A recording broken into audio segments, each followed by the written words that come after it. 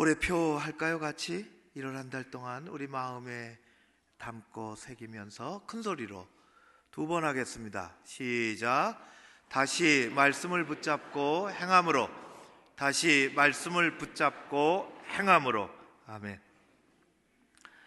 오늘 바디메오의 이야기에서 믿음과 행함에 대하여 들려주시는 주님의 음성을 우리가 듣기를 원합니다.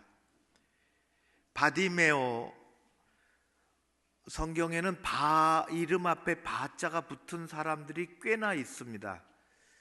바디메오, 바 플러스 디메오인데 바는 아들이라는 뜻입니다. 근데 이름을 그렇게 붙여서 쓰지요.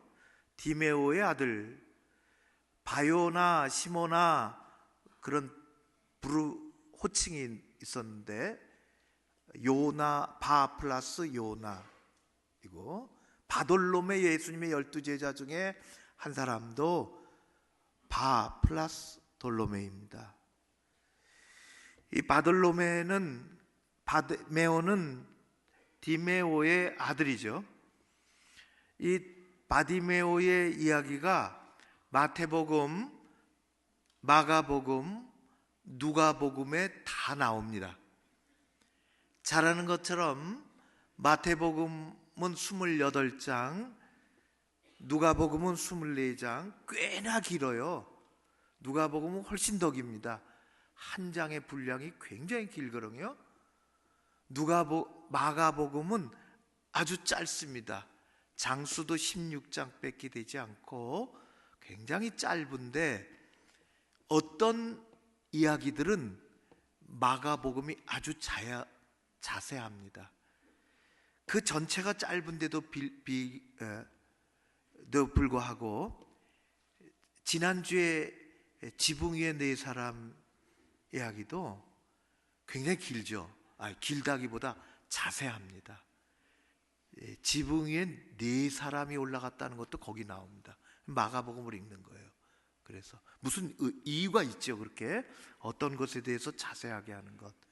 마태복음, 누가복음에 이 이야기가 나오지만 이름은 없습니다. 오직 여기서 이름이 등장해요. 그래서 마가복음을 다시 읽었는데, 오늘 말씀에는 그의 처지가 맹인이고 거지였다, 그렇게 되어 있습니다. 성경에 우리가 쭉 읽다 보면 맹인 스토리가 꽤 많이 나옵니다. 그러죠. 성경 읽는 분도 그렇고 들으시도 그렇습니다.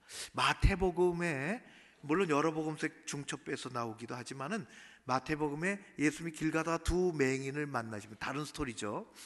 오늘 이야기하고 고쳐주시죠. 요한복음에 보면은 또 다른 맹인을 만나십니다.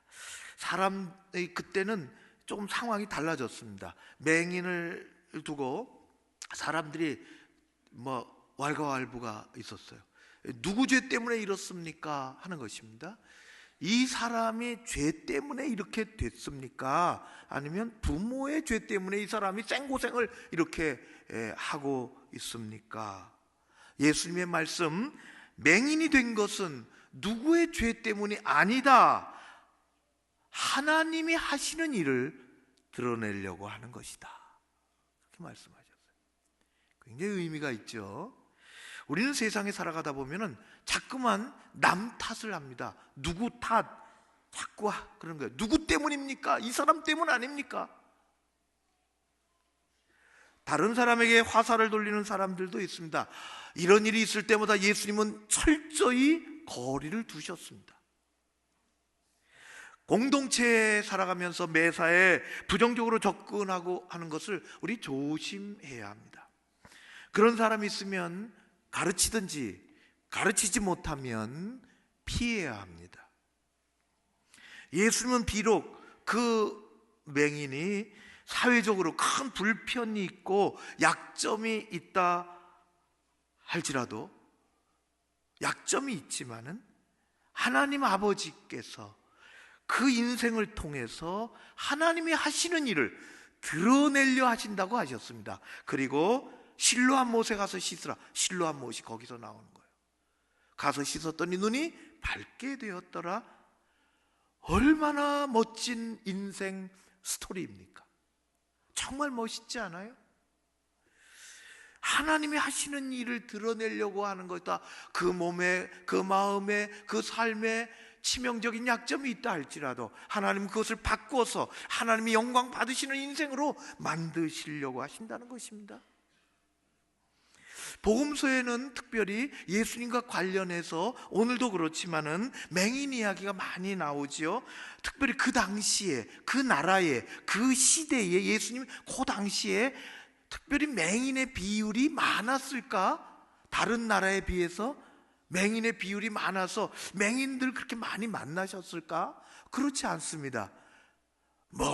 다른 나라나 유대 그때나 다른 시대나 그 시대나 그저 비슷합니다. 그런데 왜 성경에는 특별히 예수님 맹인들을 많이 만나시고 눈을 뜨게 해주셨을까? 성경에서 맹인이 눈을 뜬다고 하는 것은 단순히 신체적인 눈만을 말하는 것은 아닙니다. 신체적으로 눈을 떴다고 하면은 우리에게 별로 관계가 없습니다. 우리는 눈 뜨고 사는데요, 그 스토리가 뭐가 우리에게 관계가 어디 있겠습니까? 아무런 관련이 없는 재미난 이야기, 옛날 이야기에 지나지 않습니다. 그것 때문에 옛날 이야기 하나 들려주려고 성경이 그렇게 이름을 밝히면서 그의 삶의 처지를 드러내면서 이야기했을까요? 눈을 뜨게 된다는 것은 내 몸 안에 하나님이 창조하신 빛이 들어온다는 것입니다. 눈을 뜬다는 것은 그 눈을 통해서 하나님이 만드신 그 창조의 빛이 내 안으로, 내 몸 안으로 들어온다는 것입니다. 성경에서 하나님이 말씀하신 첫 번째 말씀이 뭔지 아십니까? 하나님이 입을 열어 말씀하신 첫 번째, 그것이 창세기 1장 3절에 나옵니다. 첫 번 말씀, 창세기 1장 3절에 보면 하나님이 이르시되 빛이 있으라, 하나님 빛이 있으라 하셨습니다. 그것이 하나님이 처음 말씀하신 거예요. 그랬더니 빛이 있었다, 성경은 이야기합니다. 그 빛이, 하나님이 창조하신 그 빛이 내 몸속으로 들어왔다는 것은 내 인생이 달라졌다는 것입니다. 예수님 당시 이스라엘의 최고의 권위자요, 지도자 중에 한 사람이었던 니고데모라는 사람이 있었죠. 그가 밤에 예수님을 찾아옵니다.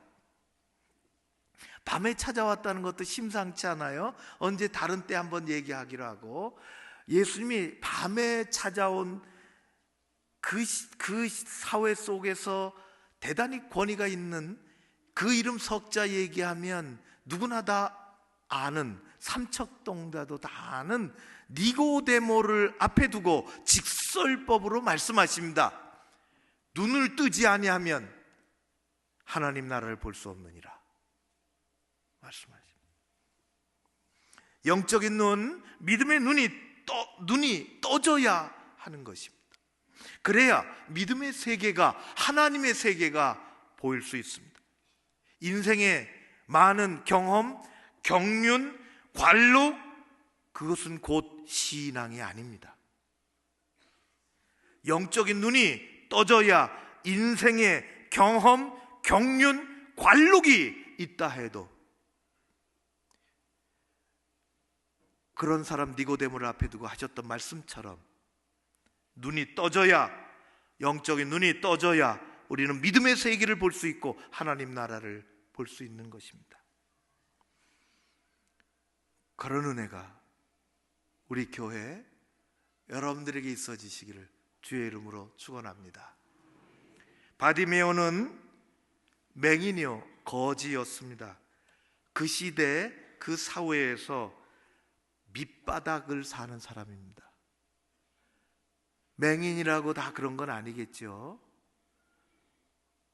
있는 집안에서 태어나서 또 지위가 높은 집에서 태어나서 어떻게 병이 잘못 이렇게 열병이 돼서 그럴 수가 있죠. 그러나 디메오의 아들 바디메오는 그가 거지였습니다. 인생 바닥입니다. 어느 날 그가 길에 앉아 있었죠. 거지가 길에 앉아 있다는 것은 구걸하며 산다는 것입니다.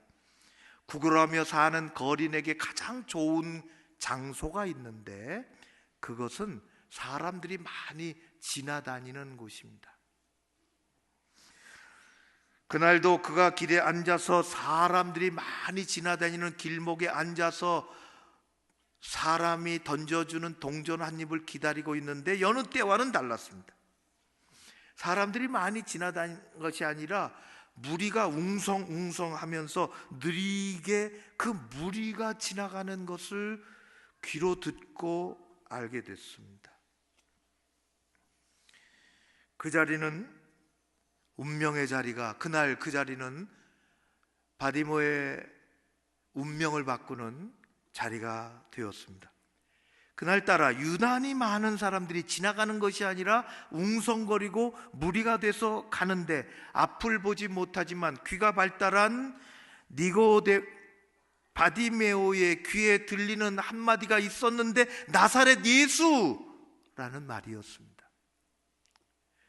앞은 보지 못하지만은 귀가 잘 들리는 그의 귀에 들린 한마디, 나사렛 예수! 인생을 변화시키는 엄청난 사건의 시작이 여기 있습니다.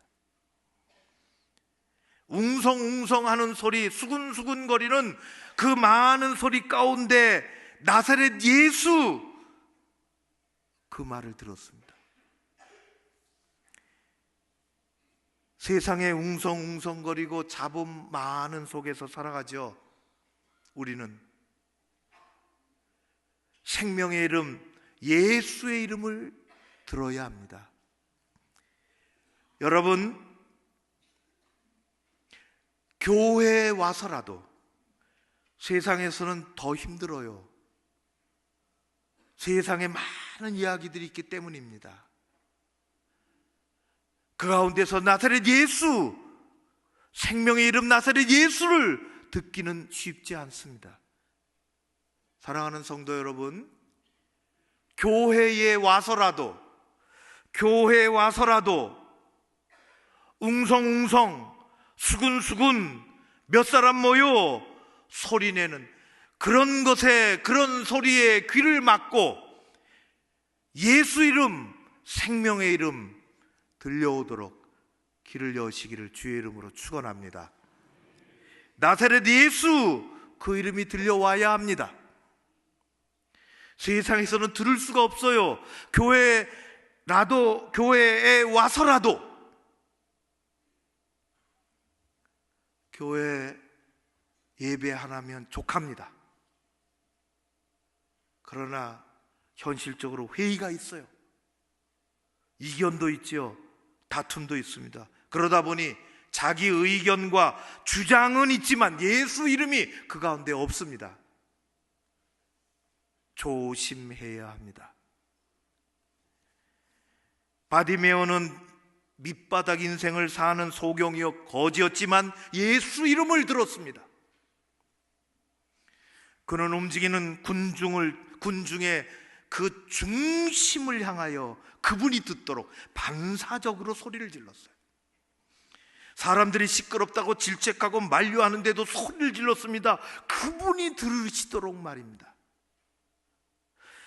다윗의 자손 예수여 나를 불쌍히 여기소서. 다윗의 자손 예수여 나를 불쌍히 여기소서. 이 소리는 땅에 엎드린 머리 숙인 구걸이 아니라 머리를 들고 주님을 향하여 하는 기도였습니다.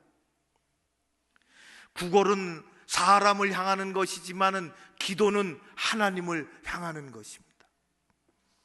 구걸은 그날 하루살이 삶을 해결해 가는 것이지만 기도는 영원한 삶을 해결하는 것입니다. 그때 비로소 세상에서 가장 귀한 예수님과 바디메오의 이 만남이 이루어졌어요. 그때 비로소 예수님과 바디메오 사이에 생명이 오고 가는 대화가 일어났습니다. 이게 귀중한 것입니다. 같이 읽어볼까요? 마가복음 10장 51절 끝머리 52절입니다. 두 절 어떤 대화가 예수님과 바디메오 사이에 오갔는지 큰 목소리로 같이 읽겠습니다. 예수께서 말씀하여 이르시되 내게 무엇하여 주기를 원하느냐? 맹인이 이르되 선생님이여 보기를 원하나이다. 예수께서 이르시되 가라, 내 믿음이 너를 구원하였느니라 하시니 그가 곧 보게 되어 예수를 길에서 따르니라. 아멘. 내 믿음이 너를 구원하였느니라. 내 믿음이 너를 구원하였느니라.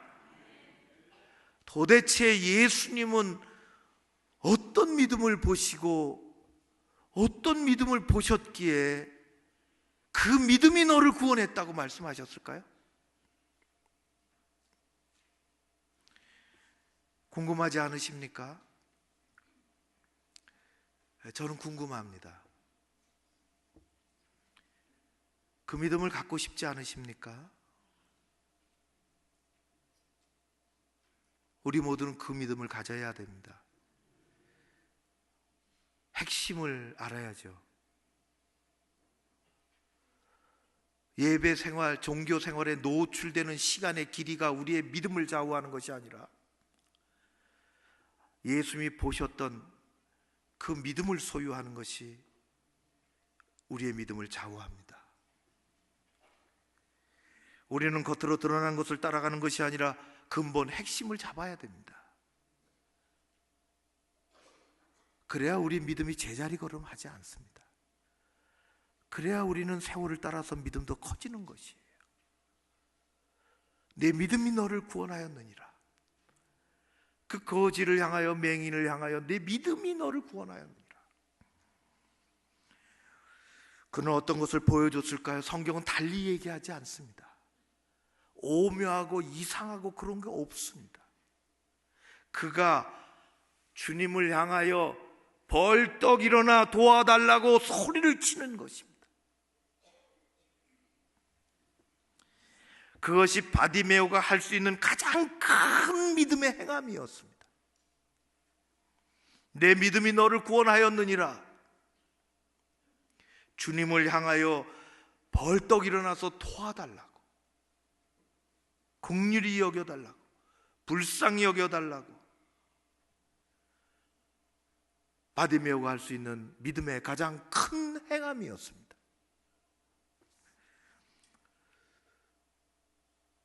저는 목회 초기에 원주에 있는 가나안 농군학교 아주 자주 갔습니다.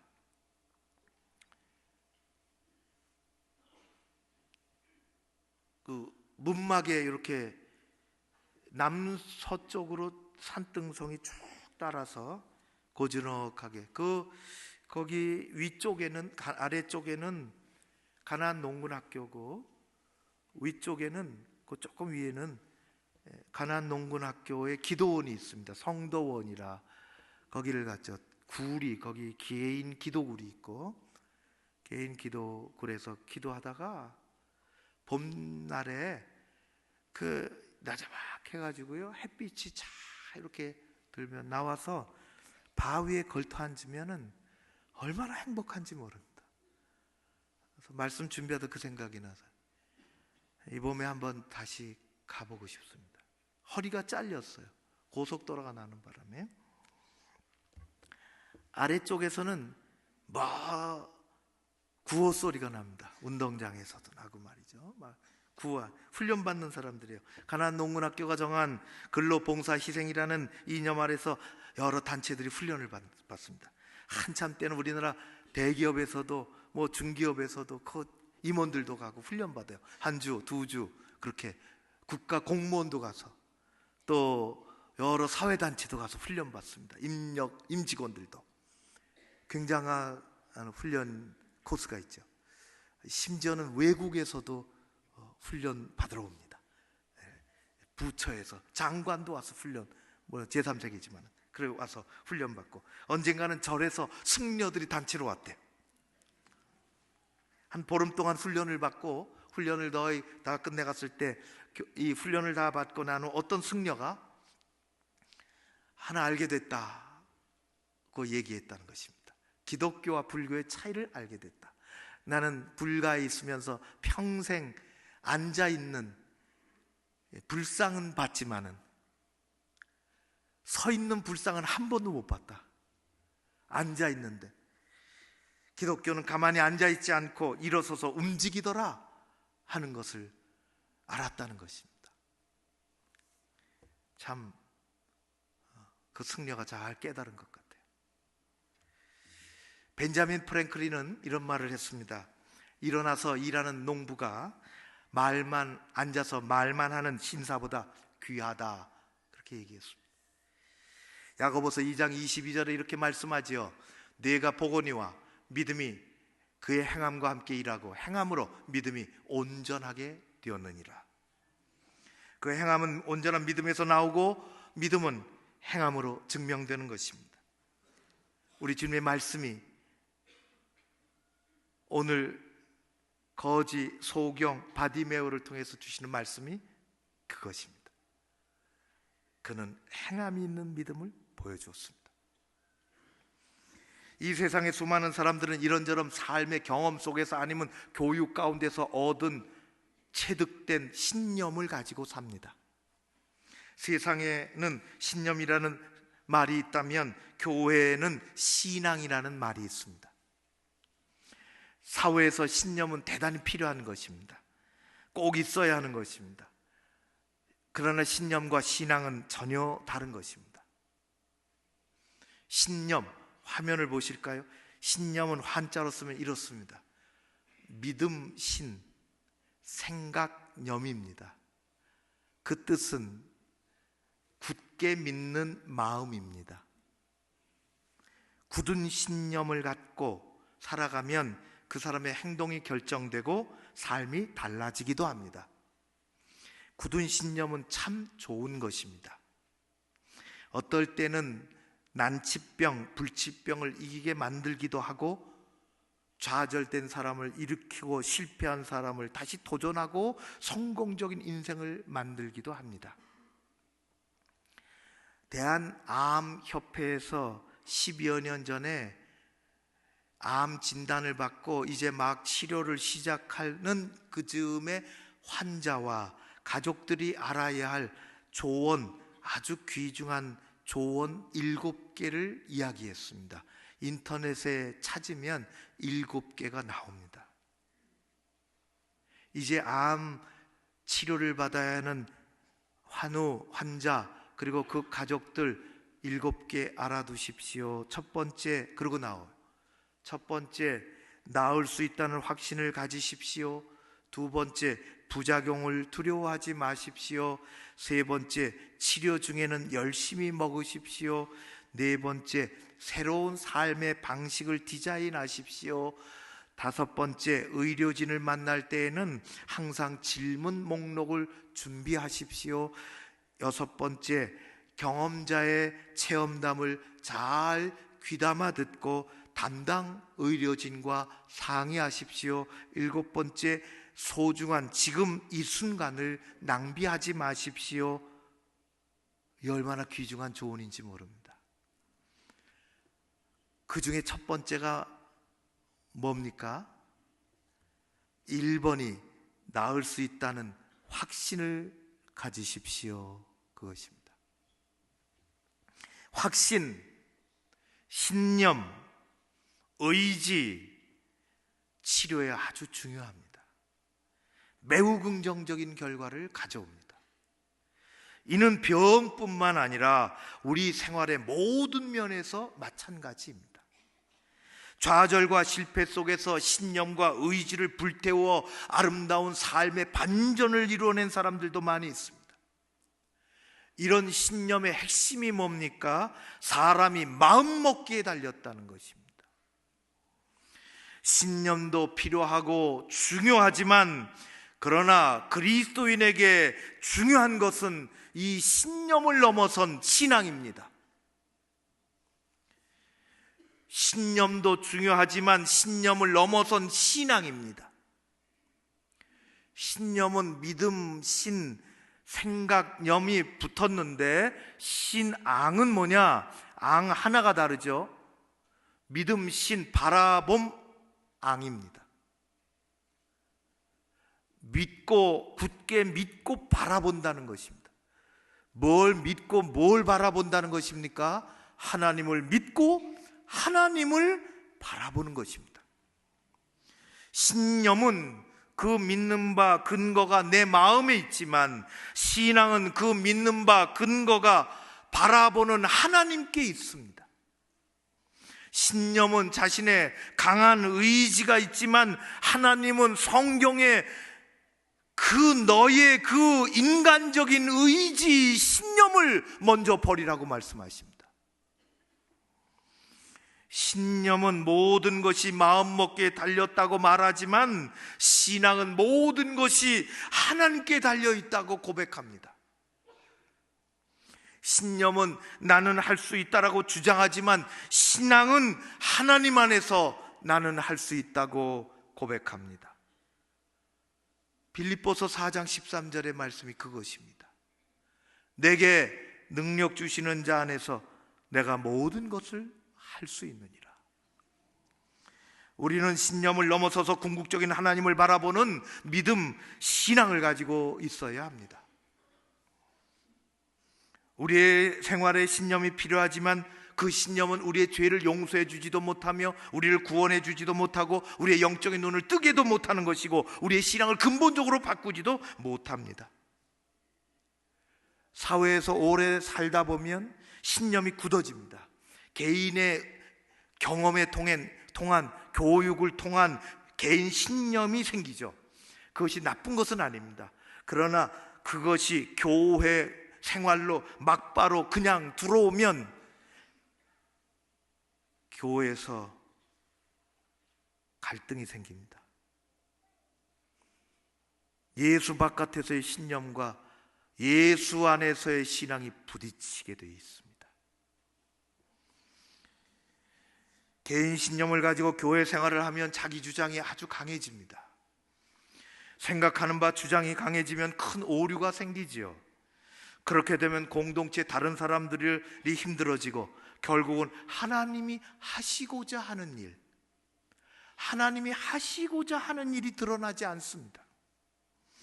성경에 강한 신념을 가지고 살던 대표적인 신약의 인물이 있습니다.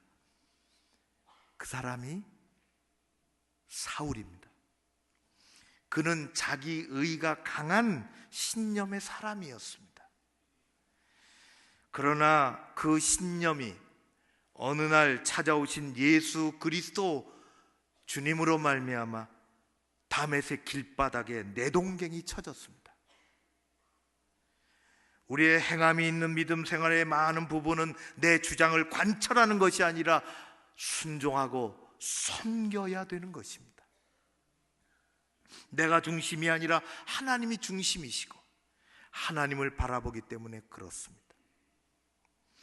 예수님께서 길에서 구걸하며 사는 거지 바디모에게서 보신 것은 바로 이런 믿음입니다. 신념이 아니라 신앙입니다. 앉은 자리에서 일어서서 주님 앞에 달려나가는 이 행함이 있는 믿음, 사람들 가운데서 주님을 향하여 소리치는 기도. 바디메오의 운명 체인지는 예수님을 향하여 일어서고 그분을 향하여 소리칠 때 일어났습니다. 그것은 신념이 아니라 주님을 바라보는 신앙, 그 신앙의 행함이었습니다. 우리는 한 달 동안 말씀을 붙잡고 행함으로 야고보서 2장 18절 말씀을 계속 읽고 있습니다. 낙타무릎 야고보 사도는 우리에게 다시 얘기합니다. 야고보서 2장 18절 말씀, 우리 큰 목소리로 또 한 번 다시 읽었으면 좋겠습니다. 같이 읽겠습니다. 시작. 너는 믿음이 있고 나는 행함이 있으니 행함이 없는 내 믿음을 내게 보이라. 나는 행함으로 내 믿음을 내게 보이리라. 아멘. 믿음은 행함으로 증거가 되고 행함은 믿음에서 출발합니다. 자리를 펴고 가만히 앉아서 말만 하는 것이 아니라 적극적으로 일어나 바라보고 행동하고 기도하고 내 믿음이 너를 구원했다 하시는 주님의 인정과 그 말씀을 듣고 승리하는 우리 모두가 되어지기를 주의 이름으로 축원합니다. 그런 한 해 되시기를, 믿음의 진보가 있기를, 하나님의 복주심을 만나는 여러분들이 되시기를 간절히 축원합니다. 기도하겠습니다. 고마우신 아버지 하나님, 감사합니다.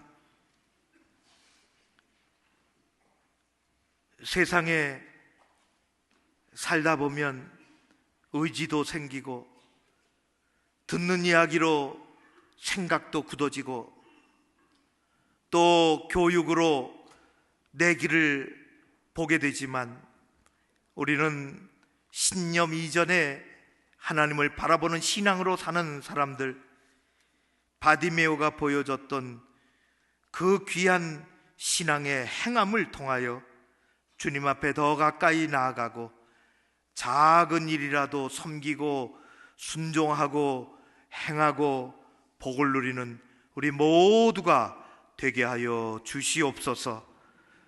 예수님 이름으로 기도하옵나이다. 아멘.